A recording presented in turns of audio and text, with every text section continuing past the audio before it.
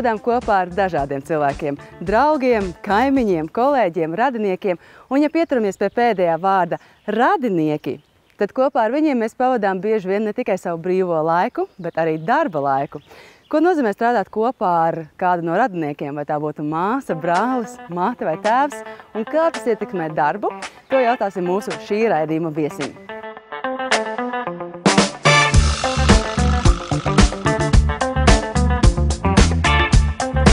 Es vienīgi solu tev uz sevi. Vai būsi vai mana būsi, manas dvēseles juriste. Es vienīgi solu tev uz sevi. Vai būsi vai mana būsi, manas dvēseles juriste. Es vienīgi solu tev uz sevi. Čau, Mik! Čau, Ligita. Prieks tev satikt Raiskumā. Jā, pareizi. Līdz šim esam tikšies tikai Rīgā. Jā, tikai Rīgā. Spin FM. Jā, tieši tā. Mik, stāsti, kā ir sastrādāties ar ģimeni? Jo tu bieži vien uzstājies muzicē kopā ar māsu un ar tēvu. Vai tas tomēr nesarežģīs šo procesu un ir grūtāk vai tomēr ir vieglāk? Nu, ir dažādi. Ir tā, kad reizēm ir grūti, reizēm ir ļoti viegli. Un kas nosaka to, vai ir grūti vai ir viegli? Nu, kā ģimenē ir tā, ka, kā ar svešiem ir tā, ka tu ieturēsi varbūt kaut kādu distanci tajā, cik daudz tu vari pateikt un cik daudz tu vari aizrādīt. Ar ģimeni ir tā, ka viss ir patiešo, viss ir tā kā ir. Un tad reizēm ir tā, ka visi aiziet pasēž savā stūrītī, bet pēc tam satiekās un izdara visu pēc labākās sirdsapziņas. Nu, viens foršs puisis, ļoti, kā es saku, aktīvs, atraktīvs, vienmēr ir tādu izdomu, viņš vienmēr izdomāja visādus tiķus un niķus. Un, nu, protams, ka tā muzikalitāte jau tajā laikā jau kā var teikt, jau nāca ārā, ja, kaut gan sākuma gados, kā jau viņš pats teica, ka diezgan grūti viņi bija dabūt uz skatus, ja mums notika igadējie vokālistu konkursi, kur dziedāja talantīgākie bērni. Un pirmajās klasēs diezgan grūti bija Miku dabūt uz skatuves. Bet nu tad kaut kur ar kādu 3. klasi jau tā kā viss aizgāja. Nu kā es saku, Miks bija gudrs. Un viņš atnāca uz skolu jau nu diezgan ar labām zināšanām, tāpēc brīžam stundās bija garlaicīgi. Nu, Tev pašam ir viegli tā kā runāt pretī vai aizrādīt tētim par kaut ko? Nu, ir viņš tā kā boss, jā. Bet pēdējā laikā mums ar Paulu arī ir savs viedoklis. Un mēs gan Paulu vairs tā daļai strādājam kopā, bet es negribu vēl par to stāstīt. Ir visādi plāni, ņemot vērā, ka es pats sācis producēt mūziku arī. Un tad, jā, ir tā, ka mums Paula arī ir jau savs kaut kāds viedoklis. Aizvien biežāk sanāk tā, ka mūsu viedoklis uzvar. Neesmu vairs maz bērni, kurus var dīdīt čurp. Neesam vairs. Agrāk bija tā, ka viņš bija noteicējis. Lielākais notikums, kur mēs pavadījām laiku kopā, tas saucamais bija tāds galdu uztaisījām, ko nosaucām par dolāru. Un iekšā bija iegravētiem lieliem burtiem, tādiem RB, ko mēs nosaucām kā Raiskums Brutality, jo mēs klausījāmies vairāk tādu punk hardcore mūziku. Un tad mēs pēc tam bijām uztaisījuši to galdu, kur mums bija laipa, mēs peldējāmies, braukājām ar laivu turpatās, pa vasarām dzīvojāmies. Tur baigi daudz vasarās pagāja laiks, tur no Cēsīm brauca draugi, paši savējie raiskumieši. Un tā čilojām kā jau vasarā, taisījām laipas, savus plostus, zagām dēļus no skolas, lai būvētu plostus. Beigās plostus bija tik smags, ka nevarēja viņu ievilkt iekšā, kur gandrīz nogrima, nevarēja tikt uz priekšu. Pārsvarā viss jau pagāja pa kaut kādu pludmali, kā pie ezera mums paveicās dzīvot. Ko teici vai ko mamma tavā nav tik ļoti saistīta ar mūziku? Katrā ziņā šajā līmenī kā tētis, tu un māsa. Bet ko vispārībā vecāki saka par to jūsu muzikālo gaitu, par to, kur jūs šobrīd ar māsām esat nonākuši? Vecāki ir tie cilvēki, kas vienmēr ir ļoti cīnījušies par to, lai mēs paliktu mūzikā. Jo man dzīvē ir bieži vien uznākuši tādi brīži, kad negribu darīt un viss. Tīpaši čaļu lietas bija pamatskolā. Bija tādas štēles ar džekiem, ko vajadzēja darīt. Vajadzēja tusēt un vajadzēja braukt ar skateboardu un vajadzēja dzīvot ziemā uz kalnu ar snowboardu. Bija tā, ka brīžiem man aizrāva vairāk sports un tādas aktivitātes, nevis dziedāšana. Dziedāšana bija tā, ka man jāiet kaut kur dziedāt un nedod Dievs, tur kaut kādu mani džekti pazīst. Tas vienkārši Bija kauns? Jā, man bija kauns. Nezinu, nevar teikt kauns. Kaut kā vienkārši nelikās, ka tas ir stilīgi. Brīžiem, kad es skatos uz Miku un vēroju viņu no malas, tad man liekas, ka es tas esmu. Jo raksturos un visā trakulībā un to, ko mēs esam skolā darījuši, pa lielam gandrīz kā brāļi. Viņš man arī ļoti tūs ir. Un es viņu cienu gan kā savu draugu, gan arī kā mūziķi, jo Miks man ir Latvijas, teiksim, mīļākais izpildītājs, jo viņa balss ir ļoti liels instruments. Kas tu biji bērnībā? Kā tu raksturos pats sevi? Haotisks es biju. Es joprojām esmu haotisks. Tāpēc, ka man ļoti ātri kaut kas sāka interesēt, un tikpat ātri man kaut kas apnīk, un es laiku meklēju kaut ko jaunu, un man nekad es nevaru apstāties. Arī šobrīd man ir tā, ka es laiku kaut ko mēģinu, kaut ko jaunu, kaut ko pamēģināt.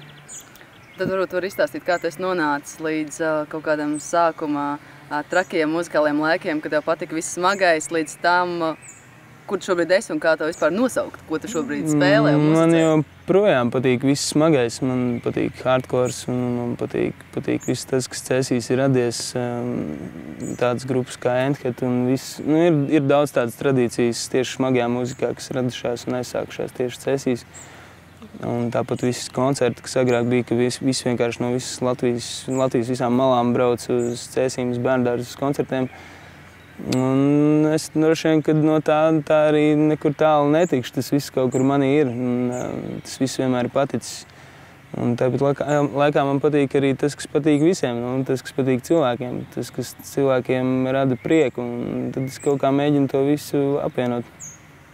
Tā kā veidot kaut ko savu jaunu? Jā. Es esmu bijis vienmēr par to, ka nevajag nekādos rāmjos ieslēgties un vajag sevi meklēt un atrast. Tā arī rodās kaut kādas jaunas lietas. Un tas ir interesanti. Nevajag ieslīgt kaut kādos rāmjos. Es katrā ziņā Miku atceros kā tādu interesantu puisi, kurš vienmēr kaut ko izdomā. Ar viņu nebija garlaicīgi. Tu pats arī minēji, ka tev teicis, vairāk vai mazāk vienmēr ir blakus, arī muzikālajās gaitās, bet kā ir bijis agrāk un tagad, ja tu tā pats izvērtēji, vai vecāki ir mēģinājuši ielikt jūs kaut kādos rāmjos, tā kā noteikti, ko jums būtu jādzied vai kā jums būtu jādzied, vai tomēr viņi ļāva jums pašiem meklēt sevi? Viņi ir mēģinājuši vienmēr ieteikt, kā ir pareizāk, jo tagad es to saprotu, ka viņiem vienkārši ir tā pieredze un viņos bija vērts arī klausīties, bet nav tā, ka mums kaut kas bijis uzspiests. Man bija viens brīdis, kad es vienkārši biju pagrabā uztaisījis tādu hardcore grupu un visu vecāku ieguldīto darbu, ka viņi man sūtīja pie vokāla pedagogiem un visus vienkārši pagrabā kliedz brutāli pie mikrofona un viņi uztēra, jā, okei. Kā viņi teica, tu gribi ēst zāli, tad ēd zāli. Un ja tu dziedāsi normāli? Tā arī daži vien dziedāšana normāli, kā bet paralēli, tāpat es tagad tikai tā sāku saprast, ka paralēli tas viss tāpat tika virzīts pareizā virzienā un es tāpat tiku vests pie vokāla pedagogiem un nemitīgi tika ieguldīts manā attīstībā un tas viss nekur nepazuda. Paldies Dievam. Miku ar taisījām taču grupu kopā, kur es spēlēju ģitāru un neatceros, kas tur bija bass vai kas tur spēlē, bet es atceros, ka Miks izdomāja, ka būs bundzinieks. Viņam bija gadi, nezinu, cik varētu būt tajā laikā. 14, 13. Viņš bija bundzinieks, viņam bija tukša kolas pudele, ar ko viņš sīt pa zemi, un mēs ieslēdzām vienkārši parastajos kasešu magnetofonos, kur lampiņas mirgoja tumbās un kaut kādas rakstījām gabals. Ja tev būtu iespēja kaut ko mainīt savā dzīvē, kaut kādas posmus, kaut kādas darbības, vai būtu kaut kas tāds, ko tu mainītu? Bija brīdis, kad es par to arī biju aizdomājies tieši par šo tēmu, un tad es domāju, kā varētu visu izmainīt un tā, visu kaut ko samainīt un tā, un būt forši ritīgi, bet tad es izdomāju, ka īstenībā nebūtu forši, un ir forši tā kā ir, jo pieredze slēpjas sakāvis summām. Tas ir tāds kas iet cauri visam tagad man dzīvē, pēc kā es vados, ka tā ir, ka vienkārši vajag aplausties arī, un tas nāk tikai varbūt pa labu. Tas nāk varbūt vairāk labumā nekā kaut kādas baigās nemitīgās veiksmes un viss tik skaisti un viss tik rožēni un es te baigi laižu. man liekas, ka daudz vairāk tev iedod pieredzēt īri un praksē un darbībai visai kopā. Tev vairāk draugi ir vecāki nekā tu? Vai tev vienmēr ir bijusi tāda kā saikne ar vecākiem cilvēkiem, vieglāka komunikācija ar vecākiem cilvēkiem? Man tēvs ir labākais draugs, principā, jā, ja tā skatās. Vissenākais, un jā, mēs arī baigi, mums varbūt nav tādas standarta tēva un dēla attiecības īstenībā. Varbūt, ja kāds no malas pavērot, tad varētu šķist savādi. Vecākais brālis? Mēs esam tādi kā čomi, jā. Bet brīžiem viņam uzjundīja tas tēva fišku, un tad es saku, meču, come on. Mēs, ka esam čomi. Mēs esam čomi, ko dari, no. Bet tu tēvam atklāti stāsti visādi savas dzīves notikums? O jā, viņš zina pārāk daudz. Es novēlu citiem vecākiem, lai viņiem nav tādi bērni, kas tik daudz izstāsta par savām gaitām. Par bērnību un par māsu. Kādi jūs bijāt bērnībā kā māsa un brālis, kāds bija jūsu attiecības un, protams, kādi bija jūsu nedarbi? Vai tādi bija vispār? Nedarbi mums bija, Jā, Paulai bija grūti. Paula bija mazākais bērns un es biju vecākais, un tad, protams, mazākiem vienmēr bija tendence ņemt vecākā bērna lietas, kā, piemēram, flomasters un vienkārši sadalzīt visus iekšā zemē. Bija tādas, jā, lietas, kad, jā, kaitinājām viens otru. Bet nebija tā, ka viņa kā mazākā vienmēr tika vairāk klutināta? Kā jau ģimenē lielākoties mazie bērni ir mazie bērni un lielie bērni ir lielie bērni, un ka tev ir jāuzņems rūpe un jārāda priekšzīme? Es nezinu, es tā tagad skatos, man liekas, mēs tā diezgan vienādi tikām uztverti un vienādi mīlēti. Es atceros vienu gadījumu, kas mums Paula ar abiem diviem iespiedies atmiņā, tāds kā ritīgi, tāds mūsu kopības brīdis, ka mēs abi kārtīgi norāvamies. Jo mēs parasti kaut kur tālu braucām uz Liepājas pusi, kur es esmu dzimis arī. Un tad braucām parasti atpūsties un mašīnā vienmēr aizmigrijās solā. Visādas notika vienkārši kaut kāds pilnīgs strīds bez iemesla. Un tā, kad vienkārši fiziski nevar pasēdēt pie stūres tēvs. Tad, teiksim, jādala ir, beņķiem agrāk pa vidu tāds, kur roku uzlikt.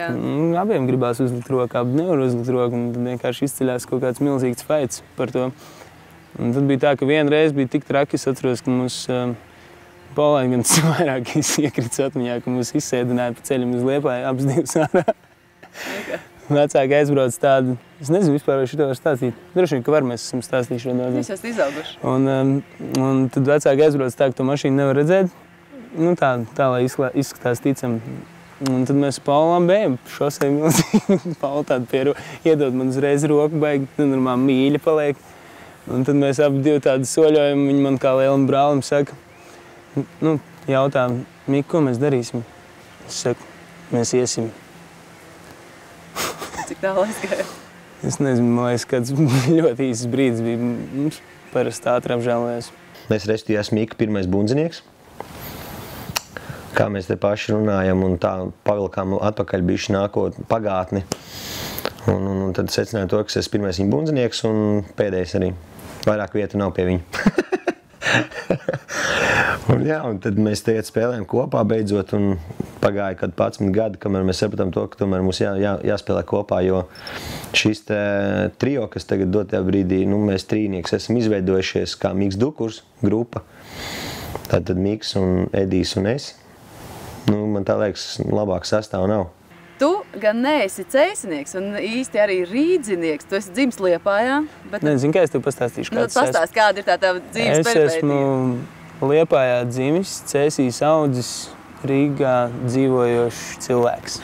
Un kam vairāk, kurai vietai no šīm trim tevis pieminētajām tu vairāk sevi asociē? Es nesen mēģināju to noskaidrot, jo man pašam ļoti interesēja, kā tad ir, ja cilvēks dzīvojas vairākās vietās, kas tad īsti beigās skaities. Un tad es noskaidroju, kad sanāk tā, kad tu skaities tas, kur tu esi nodzīvojis lielāko daļu mūža, un tad sanāk, ka esi cēsnieks. Mēs arī šodien kopā ar tevi esam ieradušies šeit Raiskumā un dosimies arī uz Cēsīm. Uz Liepāju gan šajā reizē nebrauksim, bet kas zina, varbūt kādu citu dienu. Starp citu, mēs sēžam pie Raiskuma estrādes. Lūk, tad pastāst mums, kur tu mums šodien vedīsi un ko mēs redzēsim. Tātad es jūs esmu atvedis jau uz Raiskumu, kas ir man ļoti mīļa vieta un vienmēr droši vien, ka būs priekš šeit atgriezties, jo šeit ir Raiskuma ezers un te ir baigais miers un klusums, kas vienkārši nogalina ausis, taču nekur citur nejūt tādu klusumu, te ir vienkārši tāds miers. Un šeit ir arī Raisku estrāde, kuras foniņā mēs esam fonā vairāk droši vien viņai, vai kā sanāk. Mēs esam priekšfonā. Tur sākās arī manas pirmās skatuves gaitas, un arī mēs šo skatuvi atklājām pavisam nesen. Un tad mēs noteikti dosimies uz Cēsīm, kur tad tas viss arī ir sācies uz Cēsu pirmo pamatskolu. Un apskatīsim dažas mulsinošas vietas un man brīvā laika vietas. Man ir baigais prieks, ka es atgriezies tur, kur tas viss sākās, un ka man apkārt ir tie mani cilvēki, ar kuriem ir aizvadīts viss bērnu dienas. Nevar teikt, man cēsnieks draugs teica, ka bērnu dienas vēl turpinās, jo Kamēr nav pašiem bērni. Jo bērni mums vēl nav, jā, Dīdis tā teica. Nu jā, ir labi atgriezties sākuma punktā. Nu ko, ejam? Ejam.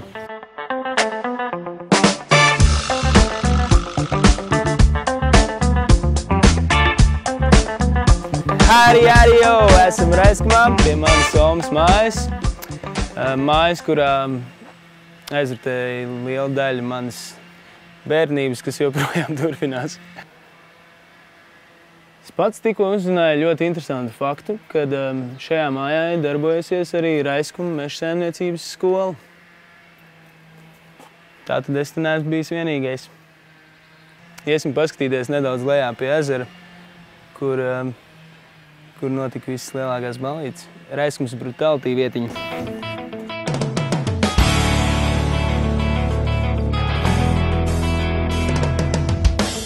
Kliedzošs klusums, neatlaidīgi lido apkārt. Ilustrācijas, kuras... Tātad šī bija kādreiz Raiskuma kultu vieta. Te bija trakākās ballītes. Te bija mājvieta Raiskums Brutality krūvam. Te bija dance floors. Augšā pa logu vienmēr tika izkārtas tumbas, muzons. Te viss tusiņš, pēc tam augšā sienā palikšana. Visiem čupā, kureiz. Ir ritīgi jautri Jāņus šeit svinējām. Jā, te baigi daudz brauc. Te beigās no Cēsīm brauc, un te vispār bija tāda baigi centrālais spots bija vien brīdi. Izdevās attīstīt tādu mazu aktuālu vietiņu. Viņiem rodātas takas, kas aizved no patiesās krāsu gammas, smieklos paustās domas un sapņi. Esmu atbraukuši uz vietu, kuras arī bērnībā ļoti bieži staigāju. Staigāju pakaļ pēc piena. Esmu pastīties, kā cilvēkiem klājās. Sāc no jauna jūsmota krāsām. Sveiki! Sveiki! Sveiki! No? Nu, Kā jums iet? labi. Viņu redzēju pavisam maziņu. Un tagad... Dziedzinādams kāniņi nāca pēc piena. Un es domāju, Mika, ka tā tev kaut kur tā dzirkstelīt ielēca par to, ka tu ar muziku saistīsi dzīvi. Nu, jā. Vai tu nejūti kādas skaņas tur? Ko? Es domāju, ka tas varētu būt viens no tiem brīžiem. Tu vari cēl, tu mani, es tevi, tu mani cēl, viens otram atdot tikpat nevairāk. Glory, glory, make story. Everything so because of you, for sure.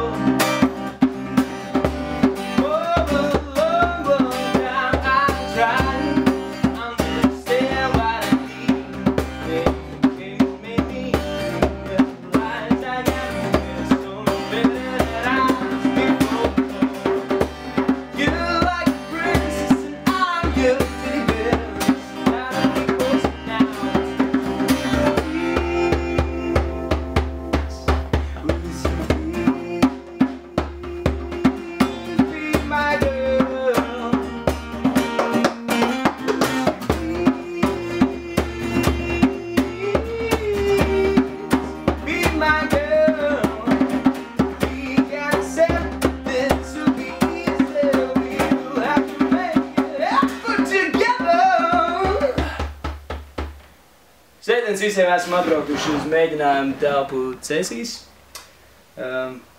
Te mēs vadām lielāko daļu gan man, gan Rēņa, gan arī mūsu basģitārists Tedija brīvo laiku. Mēģinām cītīgi. Viss man ikdiena pārvāksies vairāk vai mazāk uz cēsīm. Man liekas, nu jau pat nav vairs pusi uz pusi, bet ir tā, ka arī brīvdienas ir cēsīs un ne tikai strādājam.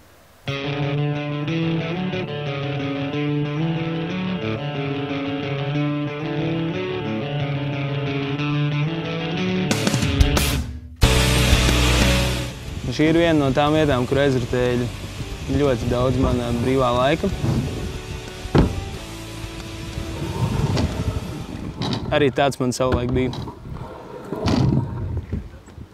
Bet bija arī galvenais bija skates. Un bija tāds brīdis, kad es biju izdomājis, kad es būšu profesionāls skaters, ka es pelnīšu to naudu. Mūzika nav stilīga un tā, un te bija mani čomi. Un jā, gandrīz iemainīja mūziku pret skateboardu. Tiesa gan, ja man būtu tajā laikā bijis šāds skateparks, kāds viņš ir šodien, varbūt arī tā situācija būtu bijusi savādāk. Toreiz te bija vien pāris tādas smieklīgas konstrukcijas. Prieks, ka ceļš attīstās. Mani līdz, jūtoties kā debesīs, es tukšā glāzē vīns. Tā mēs esam atnākuši līdz vietai, kur ir mans pirmā skulpsts stāsts. Brīdis, kurus droši vien ilgi atcerēšos, diezgan pazemojoši, bet vērts izstāstīt noteikti. Viss notika šajā kalnā, kur agrāk nebija šāda skaista lapena, tad tas būtu droši vien bijis daudz romantiskāk. Tad bija vienkārši kalns. Vienkārši kalns, kur es notupēju baigi ilgi stupēju. Sēdējām ar vienu meiteni kaut kādas stundas, nezinu, 5 pārspīlēšu, nezinu, 6 varbūt. Var sakot, līdz brīdim, kamēr brauc pakaļ vecāki, tad es sēdēju un zināju, ka man viņi baigi jānobučo beigās. Man bija tāds beigas plāns. Un jā, šajā kalnā es nesaņēmos to izdarīt. Bija tā, ka mēs gājām pēc tam pa kalnu lejā, un tad pašā pēdējā brīdī tāds puspa legumies skrēja pie vecākiem uz mašīnu.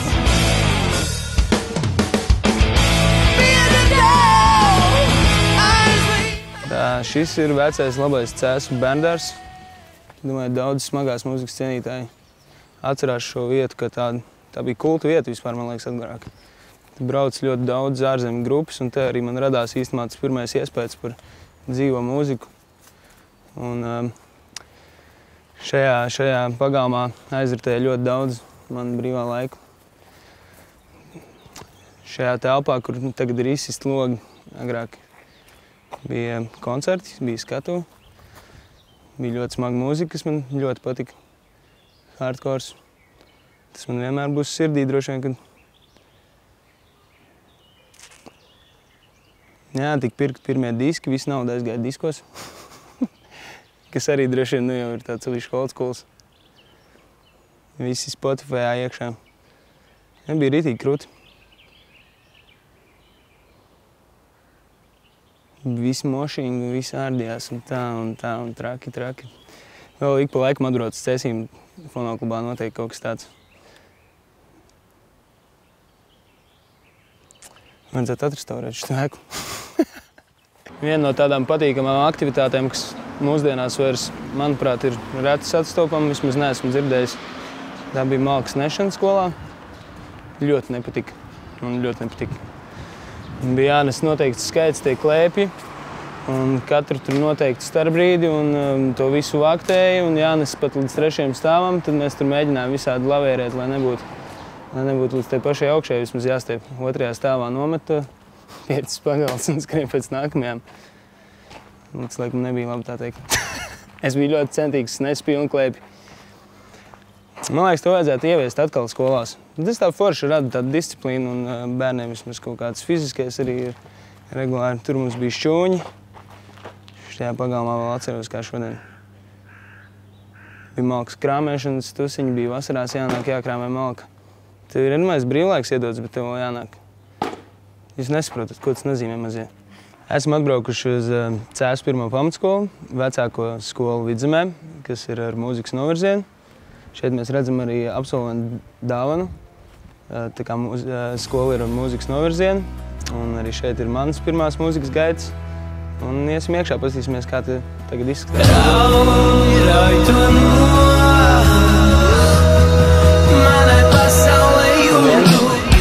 Tik daudz jau bijis starp mums, bet vēl vairāk būtu. Bija aizrāvies ar dažādiem sporta veidiem. Kad mācījos pamatskolā, un viens no sporta veidiem bija mans paši izdomāts. Saucās Food Progress. Mēs ar džekiem tā kā lēkājām no augstām vietām. Un tad bija viena tāda epizode, kad es lēcu no stāvu trepēm, man liekas, no otrā stāvu trepēm uz pirmā stāvu trepēm. Un salauzu potīti. Un tad es te vārtījos un līdu līdz ambulancei. Tas bija baigi traki. Vēlos vēl vairāk starp mums kā. Pasties, ko es esmu sameklējis tagad, nu es parādīšu kāds. Nu, tu esi bijis. Pasties, bildes. Es tā ņēmos, tā apņājos. Un es tagad sāku skatīties, ka īstenībā tu tā kā tai brēdītei vien blakus esi studējies. Un es biju, jā, skolotājs, mīlulis. Un šitien pasties, te tu esi pasties, te jau jāfilmēja, klausies miks kāds. Paga 7. klasē pasties kāds džekiņš. Nenāc pa tuvu. Te es jau novirzījies jau. Sākumā es biju pavisam blakus. Jā.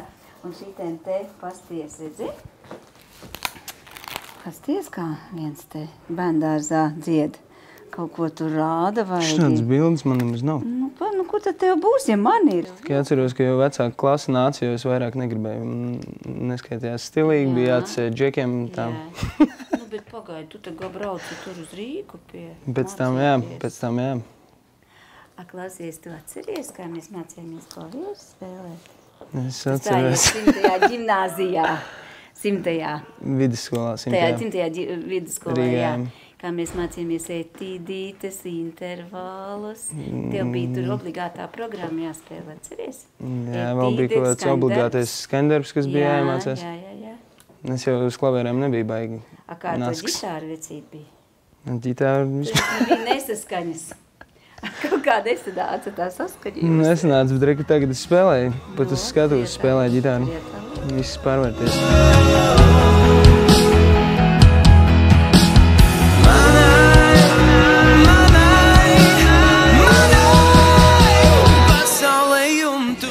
Šitāds nebija tajā laikā.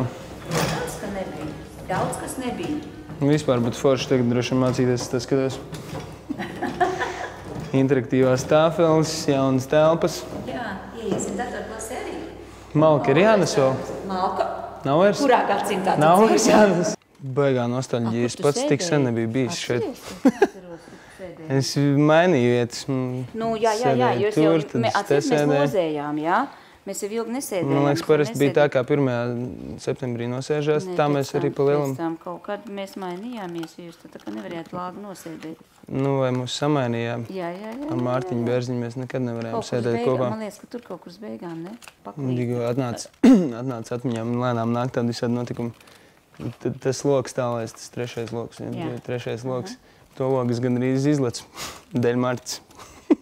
Nu, par Martu ir izstāstā. Es toči atceros, stāvēju kājām, palodas un slēcu ārā. Mums visi beidzies. Man liekas, tā bija kaut kāda vispār 5., 6., 4. Kaut kādas 1. klases man bija pirmā mīlestība. Mums bija sadūšojies lekt ārā. Manas dvēseles juristē, es vienīgi sūtev sevi. Vai būsi mana pusī, manas dvēseles juristē, es vienīgi sūtev sevi. Noteiktas kompetences ietvaros, sludināta meklēšana, vēlamais rezultāts apusēji nelokā. Jebkurā momentā viņš ir lielisks cilvēks un mīļš viņš ir. Viņš ir saprotošs. Atbalsta daudz, visu kaut ko, gan emocionāli un vēl daudzās lietās un jebkurā momentā. Jā, mīlošs vīrs vai sieviņa.